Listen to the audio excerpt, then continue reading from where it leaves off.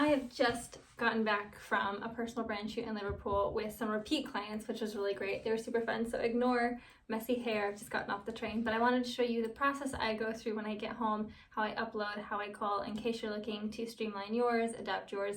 So this has come from some different inspirations of other photographers and people in the creative industry, so feel free to adapt and make it your own. But this is what I do. I'm sure people will do something completely different. Maybe some people think I'm crazy the way I do it, but it has worked for me over the years. So let's have a look. My memory card and my external hard drive are here, plugged into my computer. Then I go into Finder. I use a MacBook Pro. It's a couple years old. What is it about this Mac? It is MacBook Pro 14-inch 2021. I've got my 2025 branding folder here in my external hard drive. I duplicate the master and change the name. What do? I do 01 for, I still use, even though I'm in England, I use American dates. And I'm just gonna abbreviate my clients for now. And then I've got these folders in here. Sometimes I adapt them depending on what I'm going to do, if I'm gonna have gifts, etc. So these are the basic ones. Then I open up All Raw, open up the memory card, pull all of them in, drag and drop.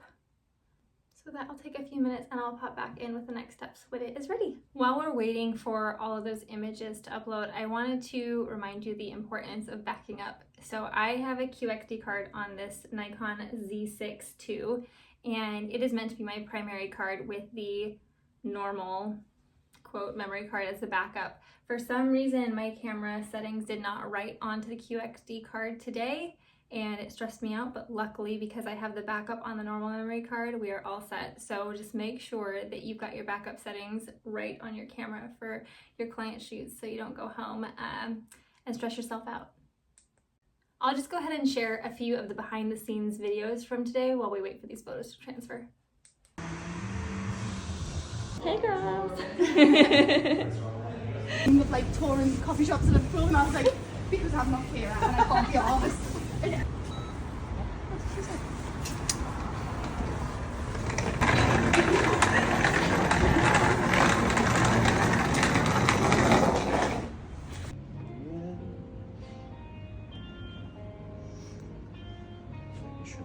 Sure, yeah, absolutely. One little hair. Perfect. Do you like a little open mouth? Is that you? Yeah, okay. Give me like a now. Cute. I'm just gonna. Okay. Cute.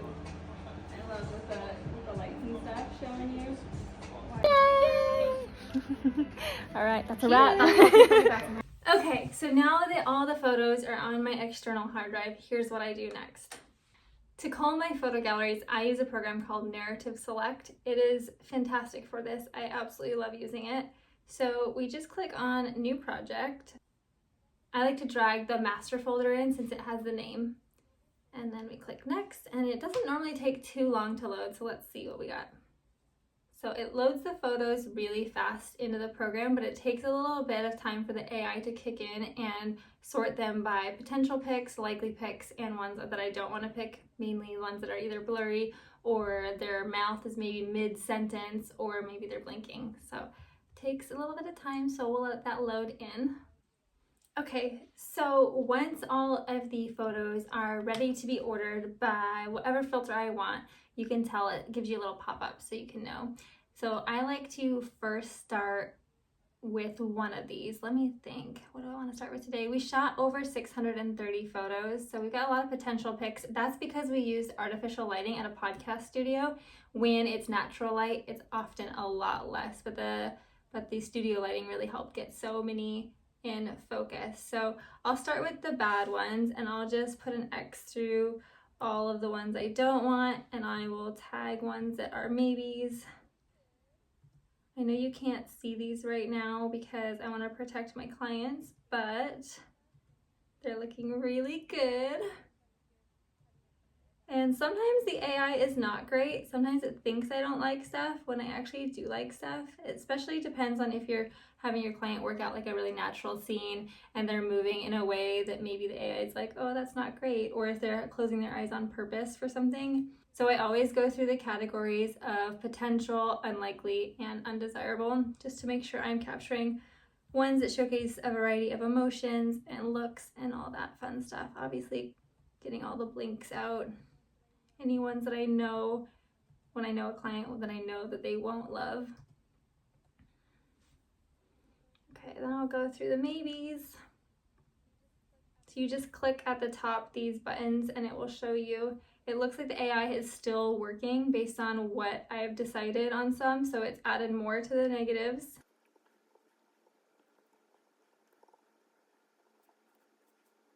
So when you're going through and choosing or editing, make sure your brightness is all the way up so you get a good glimpse at what that photo is going to look like. I'm going to show you at the top here. There's so many options. You could filter by scenes if you want. I like to do photo by photo. You could do it in gallery.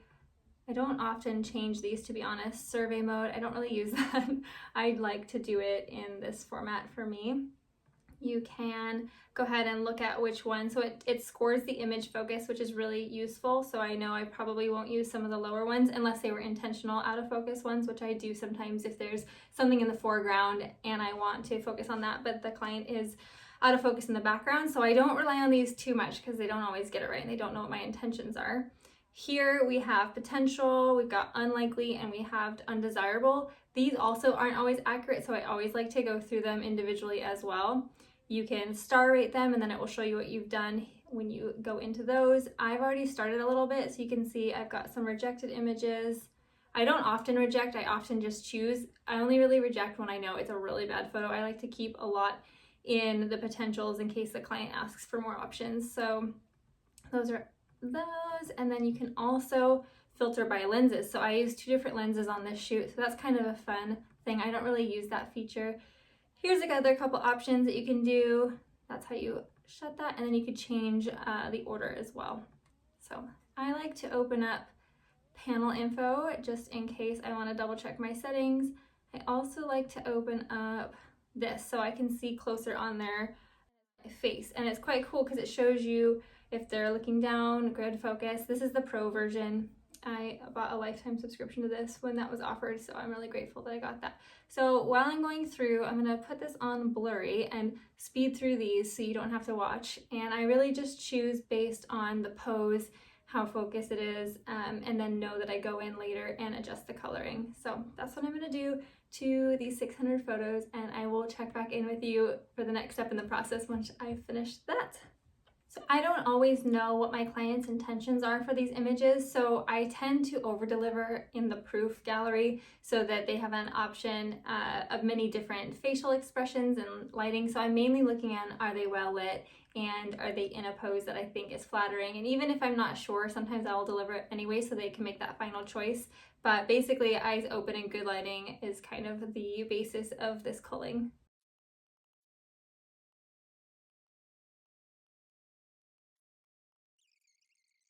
Okay, I finished culling the images and I'm gonna send them, like I said, quite a lot so that they can choose what they want. Those little minute changes in the face might have a massive impact on which ones they want. So I wanna give them a lot of options. Okay, once all of your images are culled and you are ready to go, you click on however you do it. If you do it by stars or whatever, I do it by ticks. So I click on this to make sure that these are chosen, and then I highlight everything, and then I click ship and edit. I want it to go to Lightroom Classic, and I click ship. Then it's going to open in Lightroom. Okay, so now it's seeing which photos I have culled, and you can see the darker ones are the ones I've not chosen, and it gives you the option you can add more if you want in this stage in the process, but I go with my gut with my first choice in narrative select, and then they are highlighted. Then that is the source folder, all raw. I like to actually move them, not copy them. I'm not sure if that's on everyone's process as well, but then I take off the into subfolder tick, and I go into my folder for 2025. It is my first shoot of the year, and then I click Cull Draw. So they're gonna go move into that folder. Very exciting. I used to do it where it copied, but then it just made way too many files and my hard drives were filling up too fast. I'm a scaredy cat when it comes to deleting photos, even if they're not chosen. So I like this whole move instead of copy system. So it's gonna go ahead and import these selected photos into Lightroom.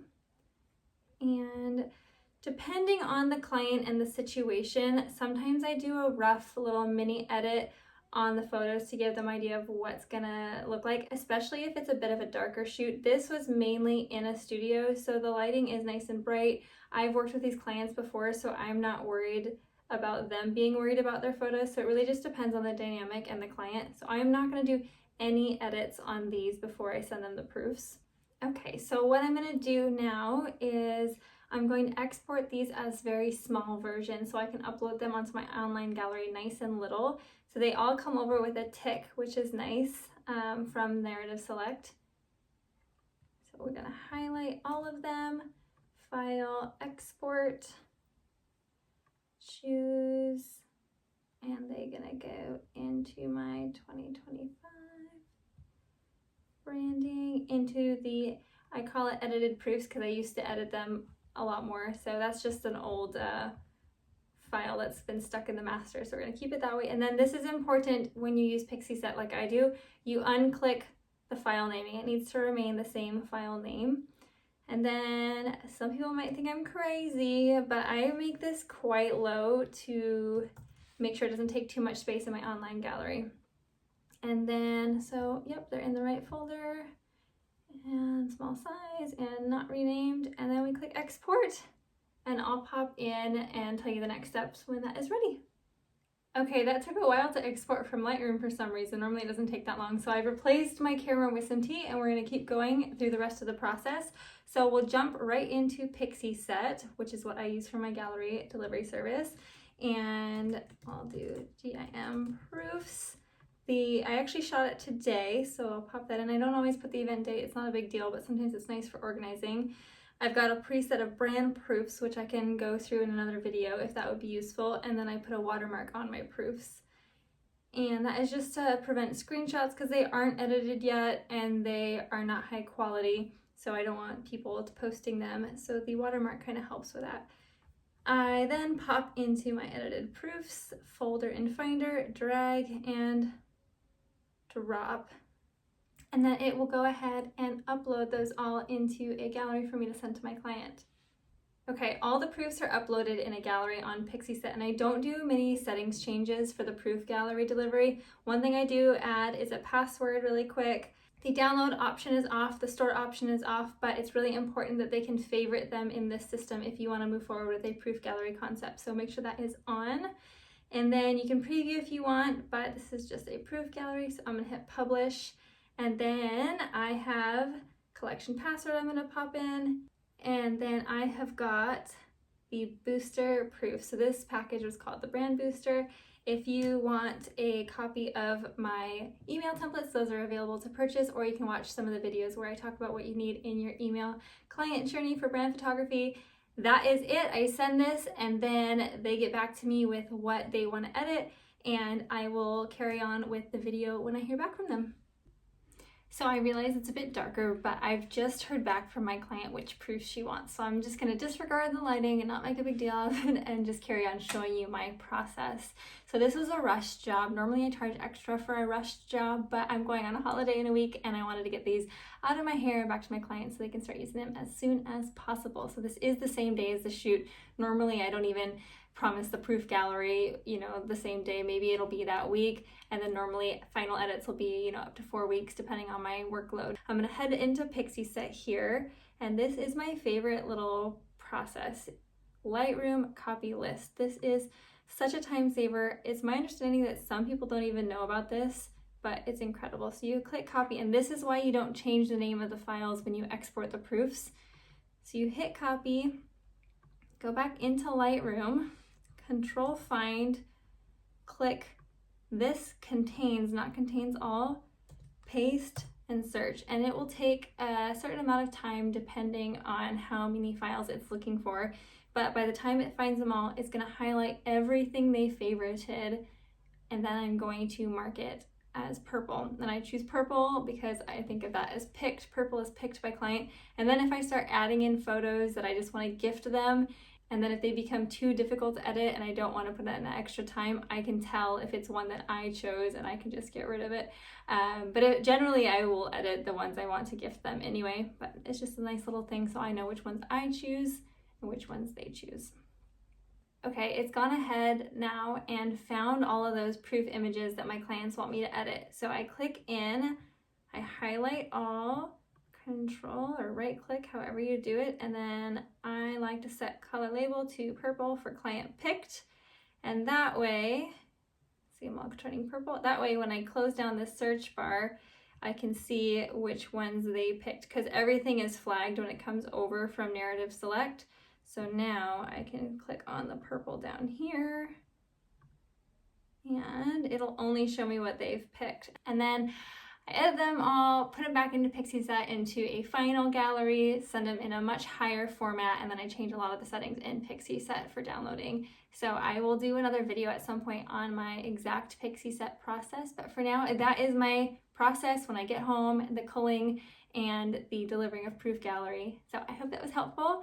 If you have any questions, let me know. Don't forget to like and subscribe, and I will see you in the next video.